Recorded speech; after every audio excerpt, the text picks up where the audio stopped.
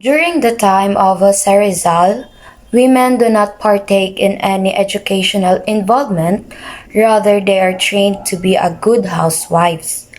But on December 12, 1888, a group of young women from Malolos, Bulacan petitioned the Governor General Valeriano Wheeler to allow the group to open a night school where women can study the Spanish language under Teodoro Sandico.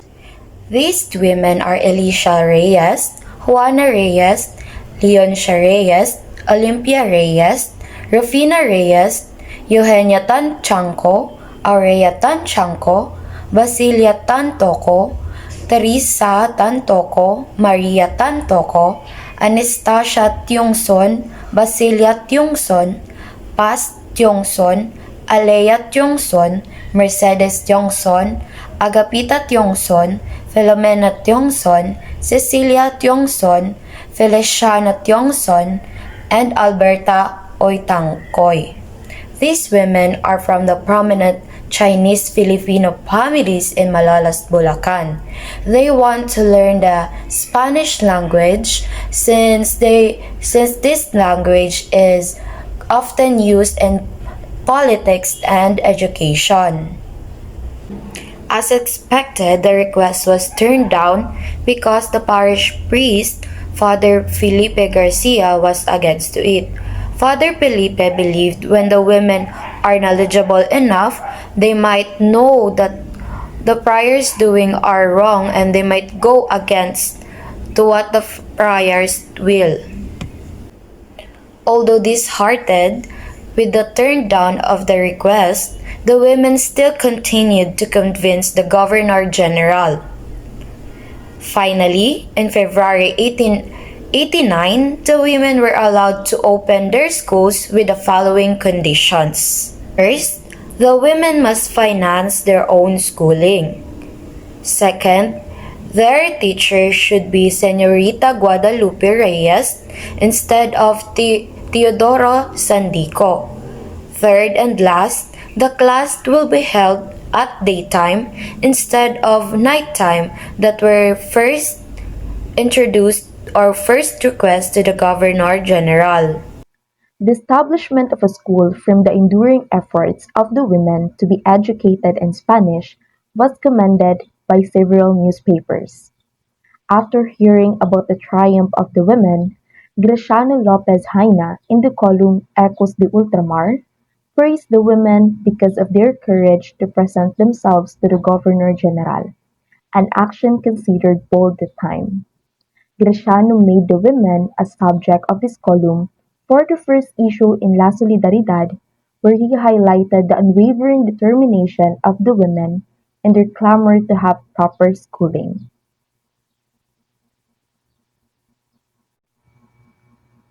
Right after the article of Graciano Lopez Haina was published in La Solidaridad, Marcelo H. Del Pilar hurriedly took its steps to pass the great news to Rizal. On February 17, 1889, while Del Pilar was in Barcelona, he wrote to Rizal, who was in London, requesting him to write a letter in Tagalog commending the bravery of the women of Malolos. Del Pilar hoped that in this way, the valiant struggle against friar hegemony in the affairs of the Filipinos would enthuse all his compatriots. Hence, Rizal, although busy annotating Antonio de Morgue's book, penned this writing without any hesitation on February 17, 1889, when he was in London. On February 22, 1889, he sent the letter written in Tagalog to Del Pilar to share it with the 20 young women of Malolos. Imagine, behind the busyness of Rizal, he really allotted time to work on this letter to praise the women for their courage to open a school in order to learn Spanish, despite the contradictions of Father Felipe Garcia, a Spanish priest in Malolos. Jose Rizal's legacy to Filipino women is embodied in his famous essay entitled To the Young Women of Malolos, where he addresses all kinds of women mothers, wives, and the unmarried, and expresses everything that he wishes them to keep in mind. The salient points contained in this letter are as follows. First, the rejection of the spiritual authority of the friars. Not all of the priests in the country that time embodied the true spirit of Christ and his church. Most of them were corrupted by worldly desires and used worldly methods to effect change and force discipline among the people. Second, the defense of private judgment. Third, qualities Filipino mothers need to possess. As evidenced by this portion of letter, Rizal is greatly concerned of the welfare of the Filipino children and the homes they grow up in. Fourth, duties and responsibilities of Filipino mothers to their children. Fifth, duties and responsibilities of a wife to her husband. Filipino women are known to be submissive, tender, and loving.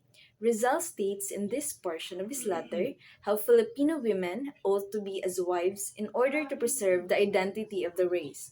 Sixth, counsel to young women of their choice of a lifetime partner.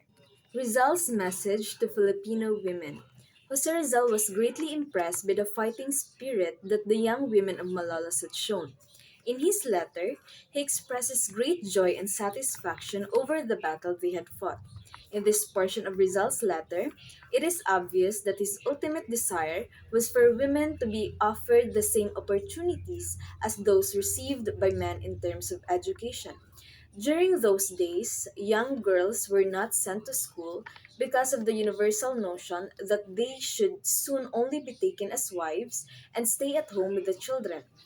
Rizal, however, emphasizes on freedom of thought and the right to education, which must be granted to both boys and girls alike. The qualities of mother have to possess, according to Jose Rizal's letter, is that first, be a noble wife to her partner. Second, rear her children in the service of state. And the last one is set standard of behavior for men around her. Rizal advised to unmarried men and women. First is to be a noble and honored name.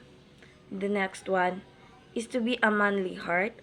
And the last one is that to be a high spirit and capable of being satisfied with engendering slaves.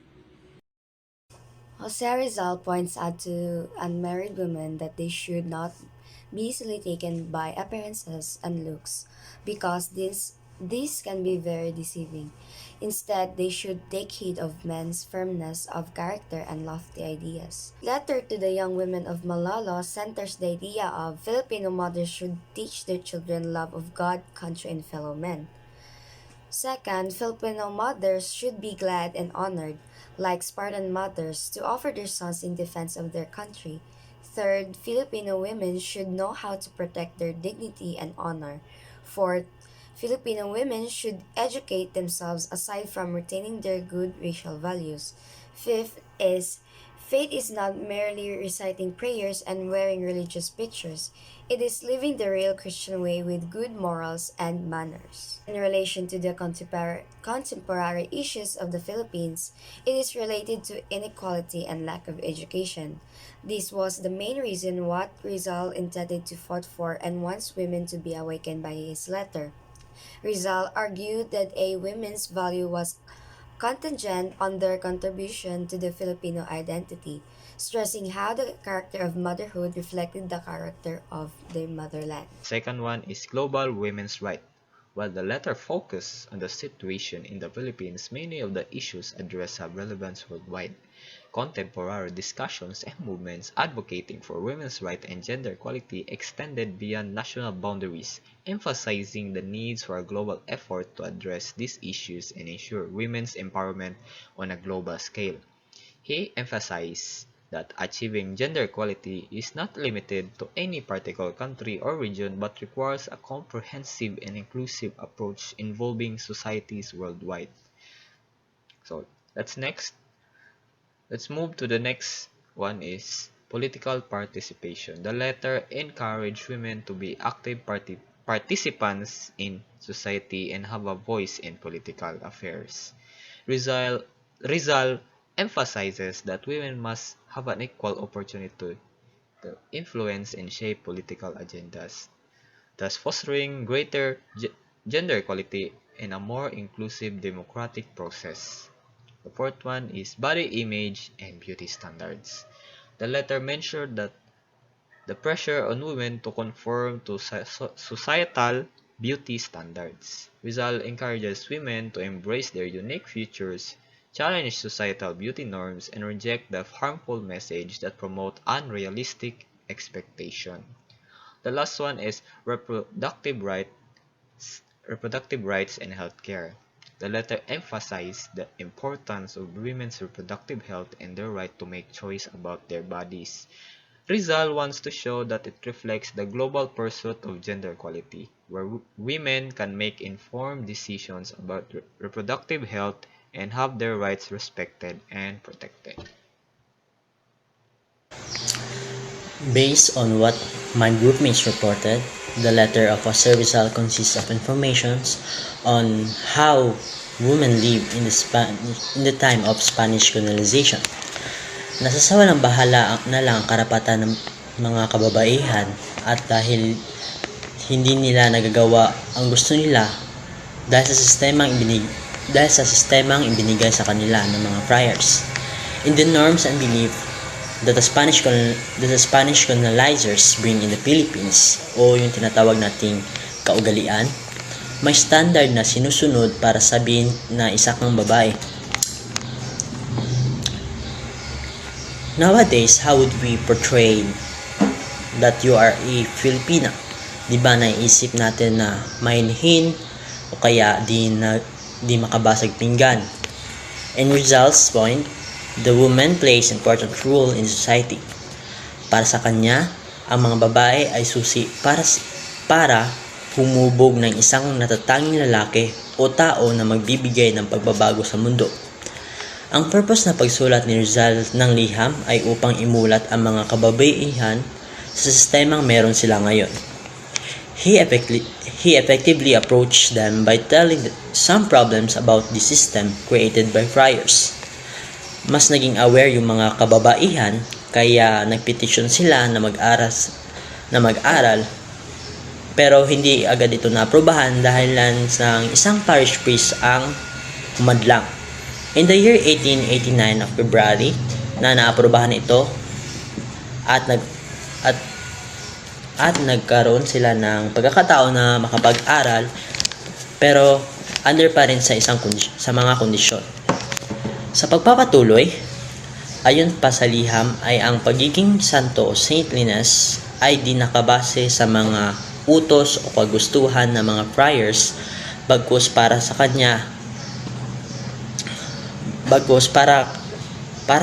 kay Rizal, it is in abiding what is just and moral. Ito ay nakabase sa pagsunod sa kagustuhan ng Diyos para sa kanyang nasasakupan at hindi dahil lamang sa kagustuhan ng isang tao o isang praile. Malaking question talaga ang sistemang ginawa o pinataw ng mga friars para sa mga babae. Dahilan nito, mas prone sila sa pang-aabuso o paggamit sa kanila. Nais ni Rizal na talikuran na lang kung ano yung mga kautusan ng mga praile at sumunod na lamang kung ano man ang kautusan ng Diyos. Sa liham na sinulat ni Rizal, hindi lamang ito tungkol sa baluktot na sistema, kundi nakasulat din dito ang pagiging ina. Ayon kay Rizal, ang ina ang nag-aalaga sa mga anak. Nais ni Rizal na ipaalam na dalan ng kanilang mga anak ang kinabukasan kaya dapat ay pangaralan, turuan at gabayan ng tama. Ika nga ni Rizal sa kasabihan na ang kabataan ang pag-asa ng bayan. Nais ipabatid niya na ang ina ang unang makaka-impluwensya sa paniniwala at gawin ng kanyang mga anak. Kaya nais ni Rizal na imulat ang mga ito sa katotohanan nang sa gayon ay hindi sila bulag at ipaglaban kung ano yung nararapat. Inihalin tulad ni Rizal ang mga babae ng Sparta kung ano dapat ang mga babaeng Pilipino. Nais niyang gayahin nila ang katapangan at determinasyon kahit pa man na sinasabi nating babae sila, ay pinaglaban nila ang kanilang karapatan at kagustuhan para sa kanilang lupain.